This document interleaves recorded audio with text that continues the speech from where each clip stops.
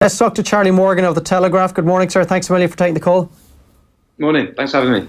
Charlie, we've heard plenty from both Munster and Leinster, of course, and the fallout from the two semi-finals at the weekend. And today, Gordon Darcy's writing the Irish Times. He says this Champions Cup final against Saracens has a Game of Thrones feel to it. Johnny Sexton, immediately after the victory over Toulouse, said that this game with Saracens will be the biggest battle of mine and any of my teammates' careers.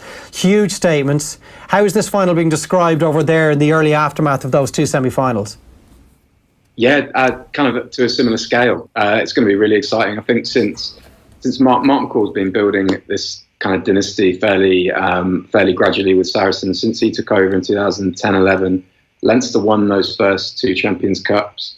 Saracens gradually improved, gradually got more comfortable at that level. They obviously won back-to-back ones after Toulon's 3 in a row. And now for Leinster to have won last year leading into this year, it really kind of, I think I've seen it described as era-defining, and I think in terms of European rugby it probably is. Really exciting. We could probably get into it later, but the head-to-heads all over the field. There are subplots absolutely everywhere. Absolutely fascinating. From an EPCR point of view, Charlie, a Toulouse-Saracens final would have been an unmitigated disaster with the final being played at St James's Park, given that Toulouse brought 800 fans to Dublin on Sunday, and Saracens, who had, an hour and a half, 2 hour journey up the road to the Rico, brought 4,000 fans with them. St James's Park would have been a bit of an eerie spot, I think, on finals day. Leinster getting there changes it completely. I don't know how many they'll bring, but it could be upwards of 20, 25,000 with them. And if Saracens bring 5,000 or 6,000 to the final, that will at least give the feel that St James's Park is full. Talk to me about Saracens as a club. I've done many games at Allianz Park. In the bleak midwinter, to borrow a phrase from Peaky Blinders, it can seem a fairly dreary and gloomy place. Is there a soul, is there a heart to this club that goes beyond the money that has been pumped into it and the sheer domination of these world-class players on the field? I think so. I think it's kind of it might be growing on the back of the success that they've had as clubs, and on the back. I think the real soul within the club is the core of players that have grown through the academy, and I think maybe they're hoping that the crowds come off the back of that gradually. I was at the Rico on Saturday, and it was a kind of very strange, kind of bizarre sort of situation. There were a few contributing factors to it. Sometimes Easter weekend, sometimes it just so happens that the semi-finals fall over Easter weekend. The PCR kind of have admitted that that's a occupational hazard. There were train scheduling problems. Rico Arena isn't the easiest. They couldn't, I think something to do with the regulations, they couldn't play at either Twickenham or Wembley because probably because the aesthetics would have looked even worse. I think so. From what I hear, there has been a lot of interest from Saracens in the final, and you'd hope so, certainly. And yeah, I agree with you. It would have been an unmitigated disaster had it been Saracens versus Toulouse, but I feel like there will certainly be an atmosphere at St James Park. How are they viewed by non-Saracens supporters from clubs in the other parts of the Premiership? Charlie, are they looked down upon as a side that have just bought their way to the success that they've enjoyed over the last decade or so? They don't necessarily have the tradition of a Leicester or a Wasps or a London Irish or a Harlequins, even, for example. They don't, but not every club has that tradition. That's just a fact of it. There is a great deal, as we said, there's a great deal of scepticism surrounding them at the minute around the current salary cap investigations, and that's probably a lot of the source of that grudging. It's growing towards grudging respect, I think, and it has to be just because of what they're putting out on the pitch. But as I say, you look at that starting side. 6 of them academy players who played for the club since the age of 18. 4 more joined the club before 20, and if you look at the kind of intellectual property they brought up in their coaching pathway as well, under Mark McCall has had under him during his time there Paul Gustard, Andy Farrell, Rory Teague and Don Barrell, the guys who've moved on to the RFU as well.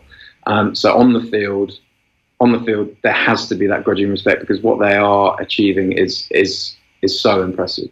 So let's look at the situation on the field, because it has all the ingredients of being a real classic Heineken Champions Cup final. There was a A few observations that stem from the win over Munster around the illegality or otherwise of some of the manners in which Saracens maybe played the offside line, played the breakdown, targeting certain Munster players in the air. You could all look at it that they're breaking the rules and they aren't being policed properly, or you could also look at them as being the master of the dark arts and they have the nous and the ability and the know-how to be able to play the game and push the laws as far as they possibly can without finding themselves in hot water. And that is the way that New Zealand have been playing for the last 50 years. Munster, when they were winning Heineken Cups in 06 and 08, they certainly knew how to play the referee, the laws of the game as well, and knew exactly how far to push things. So I don't think it's necessarily something that can be fired at Saracens in a negative way. You'd be crazy to go into a game against a team with Tugburn and with Peter O'Mahony in the side and not be hugely aggressive and not overtly target those players. I think, if you throw into the mix, if you slow down a modern breakdown and look at it in slow motion, there will be 3 or 4 offences on either side. I think Munster fans can probably be justifiably miffed at the fact that Jerome Garces didn't maybe impose himself on that area quite strongly early on. A couple of early penalties for clear outs would have changed the course of the atmosphere of the game, and it wouldn't have allowed Saracens to go on those multi-phase attacks that eventually led to both of their tries. But I think overall it was really interesting to listen to Ronan O'Gara just then. They said it started with the kicking game. Ben Spencer is England's form 9 at the minute. You got David Strettle, who came into the side at late notice for Sean Maitland, and was superb in recovering. I think he recovered 3 of those box kicks early on. And what that just says is the strength of this Saracens team as far as a tactical identity is fantastic. And actually, they broke out of structure to break down Munster. They went into the game. They scored, I think, 22 of their 30 tries within the first three phases of attack. So strike moves have been really important, but they came up against the Munster side, who were far more organised, far more steely. Chris Farrell was superb in defence for them. And they had to find another way, and they did. And that problem solving kind of sets them apart, and that's what has been the kind of major factor of this consistent success that they've had both domestically and in European competition. And that was obviously built on a game plan and a real detailed build-up to the game that was put in place by Mark McCall and his coaching staff. Whenever there is discussion around the Irish head coaching job, and obviously there was when Declan Kidney left, there was when Joe Schmidt just told us that he was going to be leaving before Andy Farrell was officially announced as his successor. Mark McCall, Conor O'Shea, they're 2 of the names that are always just thrown in and around the discussion, and there's never really been a call for Mark McCall to get the job. There's never been an inkling in the remotest sense from his point of view that it's something that he would be interested in. Does he get the credit over there for what he has achieved as a head coach? I'm not quite sure he does over here. It's hard to give him the credit he deserves because he deserves so much of it. He was so measured and so articulate in the aftermath of the game yesterday. He was talking about how they had to be so patient and how they had to break down Munster because of the respect they showed to Munster. And I thought actually it was a really fluent Saracens performance in attack after that first kind of quarter. They looked a bit like Leinster as far as, guys stepping up at first receiver, guys stepping up at scrum half to really keep that pressure on. And Peter O'Mahony spoke afterwards about how with Owen Farrell and Alex Good there, it was really difficult to defend and really difficult to cover all bases. And Mark McCall has to take a lot of credit for that. He has to take a lot of credit for the recruitment, the canny recruitment. It's not just big names they're bringing in. It's people like Michael Rhodes who have grown into these test level players, although he hasn't made an England debut yet. He certainly, and he also spoke interestingly about how that period when Saracens made a European semi-final, they lost in the final and they lost another European semi-final, how actually when he looks back now, they weren't ready to go to that next stage. And that takes, to get through those tough periods and really, it sounds like he's really questions himself and his own methods and he's evolved. And that's the mark of somebody that's a seriously special coach, I'd say.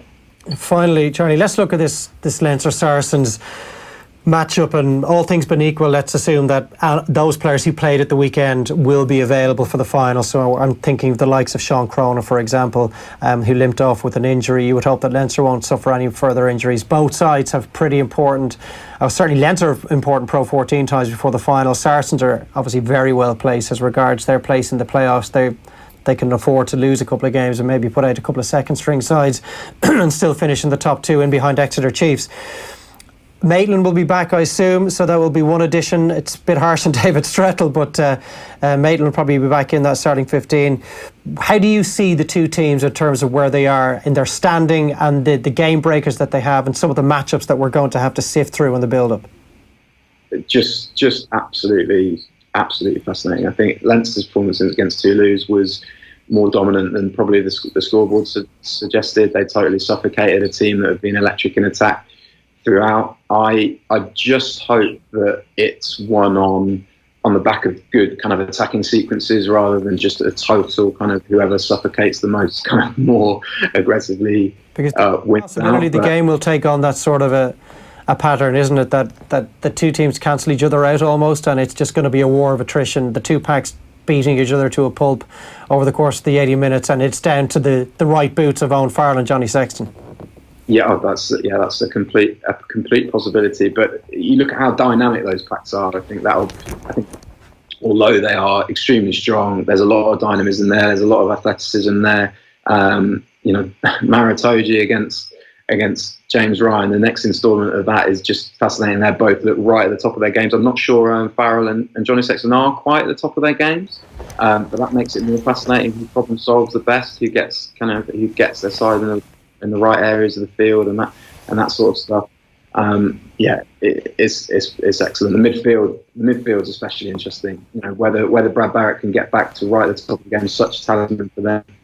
And Leinster, I thought Robbie Henshaw and Gary Ringrose were brilliant together as well. So yeah, I hope it's not a slugfest, but they're just so polished both sides that it could descend into that sort of thing. And finally, I know you had a close watch on Scott Fardy at the weekend, and it's an unusual situation that maybe Saracens fans won't necessarily be familiar with, whereby Leinster have this perennial issue of Jamison Gibson Park, Scott Fardy and James Lowe, of which they can only have 2 in their Champions Cup matchday squad. The decision was made for Leinster at the weekend because Jamison Gibson Park was unavailable, but if he's back, you do have that particular issue that Leo Cullen and Stuart Lancaster are going to have to deal with in the build-up. James Lowe, you think, has to be in the team. Scott Fardy, you think, has to be in the team. And he's very much the second choice scrum half in behind Luke McGrath, Jamison Gibson Park. They did have Hugh O'Sullivan on the bench at the weekend. For you, is Fardy the one of the 3 that absolutely has to be in Leinster's team? I think I'd probably look at James Lowe and Scott Fardy together, just because of how many bases they cover as far as an upside for a squad. And if you've got those 2 together, you've got the steel, you've got the streetwise nous of Fardy, and you've got moments like James Lowe can produce with that first try. I think Brian O'Driscoll pointed out on commentary, he got the ball about 10 metres away from the line and had 2-3 bodies to get through to score. Do Leinster have anyone else that can do that? Probably not. Do they have anybody that can give the level of that gnarled kind of menace around the breakdown that Fardy can? I'm not sure. And Luke McGrath's in excellent form.